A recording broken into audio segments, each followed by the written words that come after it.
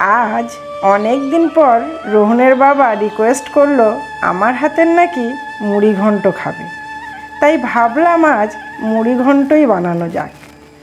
তা কম বেশি অনেকেই তো মুড়ি ঘন্ট বানাতে জানেন, কিন্তু কিভাবে করলে এটা সবথেকে বেশি টেস্ট হয় তাই আজ এই ভিডিওতে আমি দেখাবো। তাহলে চলুন রান্নাটা শুরু করি।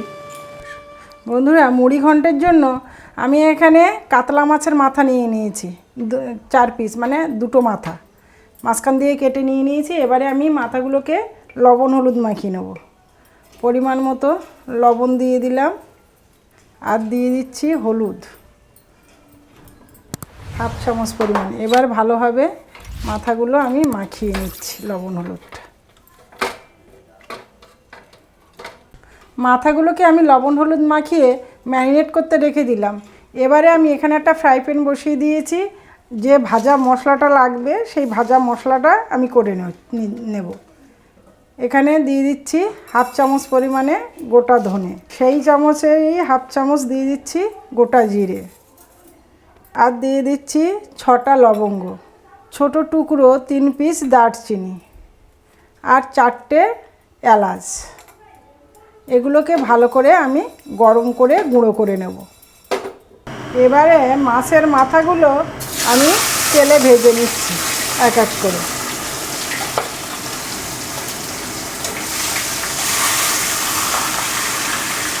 ভালো করে ভেজে নিতে হবে, কড়া করে ভাজতে হবে, কিন্তু ঢেকে ঢেকে ভাজবো। তেলটা ফাটছে ভালো। মাছের মাথাগুলো আমার সব ভাজা হয়ে গেল। 4 পিস মাথা পুরোটাই ভেজে নিই। এখানে আমি 2টো মিডিয়াম সাইজের আলু কেটে নিয়েছি।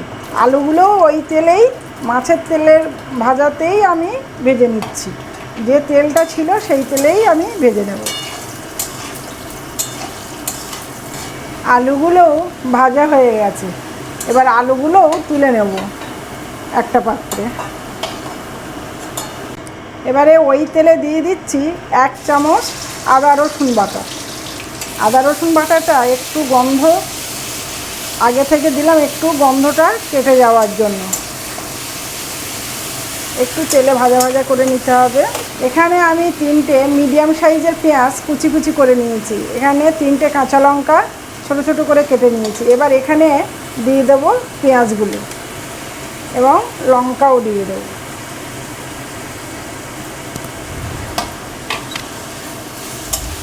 দিয়ে ভালো করে পেঁয়াজটা ভেজে নিতে হবে।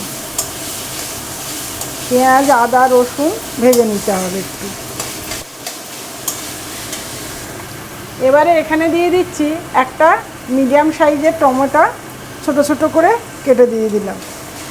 এই সাথে দিয়ে দিচ্ছি, তাড়াতাড়ি করে যাতে টমেটোটা নরম হয়ে যায়, স্বাদ মতো লবণটা দিয়ে দিচ্ছি। এবং এখানে আর কিছু মশলা অ্যাড করে দিয়ে দেবো। দিয়ে দিচ্ছি কাশ্মীরি লঙ্কার গুঁড়ো হাফ চামচ দিয়ে দিলাম। এবারে দিয়ে দিচ্ছি 1 চামচ হলুদের গুঁড়ো, ছোটো চামচের 1 চামচ ধনের গুঁড়ো, সেই চামচেরই 1 চামচ জিরের গুঁড়ো। এবারে দিয়ে ভালো করে মশলাটা কষতে হবে। মশলাটা থেকে দেখুন তেল ছাড়তে শুরু করেছে। এবারে আমি এখানে 250 গ্রাম গোবিন্দভোগ চাল আমি ধুয়ে রেখে দিয়েছিলাম আগে থেকে। এই চালটা এই সময় দিয়ে দেবো। বাড়ির গোবিন্দভোগ চাল যা সেন্ট বার হচ্ছে। আমাদের দেশ বাড়ির থেকে চালটা নিয়ে এসেছিলাম, তাই মনে হলো যে কাতলা মাছের মাথা যখন আছে তাহলে কিন্তু মুড়ি ঘন্টটা বানাই। আর আমাদের রোহনের বাবা বলছে যে তোমার হাতের এই মুড়ি ঘন্টটা খুব সুন্দর লাগে, তাহলে এবারে বানিয়ে ফেলো। সেজন্যই আপনাদের সাথে বন্ধুরা শেয়ার করলাম। আমি যেভাবে বানাই সেটা আপনাদের কাছে শেয়ার করলাম। এবারে আমি দিয়ে দিচ্ছি এখানে যে আলুটা ভেজে রেখেছিলাম সেই আলুগুলো দিয়ে দিচ্ছি। আলুগুলো দিয়েও আর একটু ভালো করে নেড়ে নিতে হবে চালটা। এবারে একটু নাড়াচাড়া করে নিয়ে এবারে আমি মাছের মাথাগুলো দিয়ে দেব।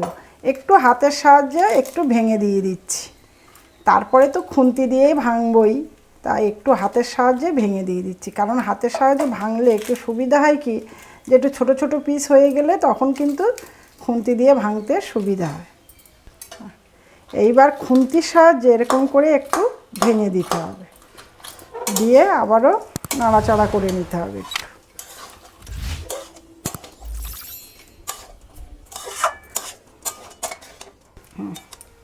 যতটা চাল দিয়েছি তার ডবল জলটা দিতে হবে। আমি 250 গ্রাম চাল দিয়েছি, সেজন্য আমি 500 জল দিলাম। এবারে আমি ভালো করে মিশিয়ে দেব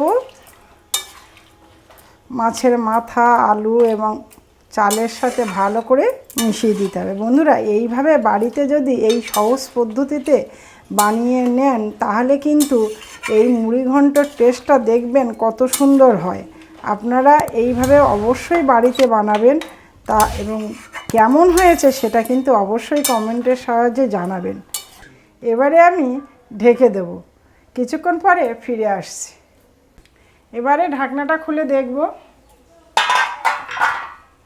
দেখুন, আমি মাঝে এসে একটু নেড়ে দিয়ে গেছিলাম, কারণ নিচে লেগে যায়, ওই জন্য। কি সুন্দর ঝুরঝুরে হয়েছে। এটা যখন ঠান্ডা হবে তখন আরও কিন্তু ঝুরঝুরে হয়ে যাবে। এই সময় আমি দিয়ে দেব যে ভাজা মশলাটা করেছিলাম, সেই ভাজা মশলাটা দিয়ে দেব। এই ভাজা মশলাটার জন্যে কিন্তু সুন্দর লাগবে আরও। আর দিয়ে দেব এই সময়ই ঘি দিয়ে দেব।